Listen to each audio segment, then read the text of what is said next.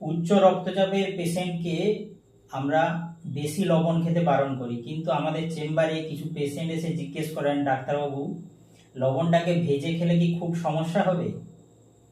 আপনি লবণটাকে ভেজে খান বা আপনি সন্ধব লবণ খান বা বিভিন্ন কালারের এখন লবণ পাওয়া যায়, পিঙ্ক বা বিভিন্ন কালারের, আপনি লবণটাকে যে ফর্মেই খান সেটা কিন্তু ক্ষতি করে।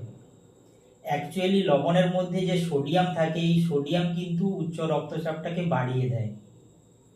ফলে আমরা উচ্চ রক্তচাপের patient, coronary artery heart disease বা কিডনি ডিজিজ বা সিরোসিস অফ লিভার এরকম বিভিন্ন অসুখের ক্ষেত্রে আমরা এক্সেস সল্ট ইনটেক করতে বারণ করি। তবে বর্তমানে কিছু কোম্পানি আছে যেটা লো সোডিয়াম সল্ট তৈরি করেছে, সেগুলো আপনি নিতে পারেন, খুব একটা সমস্যা হবে না। সাধারণত আমরা উচ্চ রক্তচাপ পেশেন্টকে পার ডে 5 গ্রাম ম্যাক্সিমাম লবণ এটা নিতে পারে, অসুবিধা হয় না। আর সোডিয়াম হিসাবে যদি ধরা হয়, per day maximum 2 gram sodium আপনি ইনটেক করতে পারেন। কিন্তু রিসার্চে দেখা গেছে যে আমরা ইন্ডিয়ান যে মানুষ বিভিন্ন ফর্মে প্রায় পার ডে 10 গ্রাম লবণ ইনটেক করি।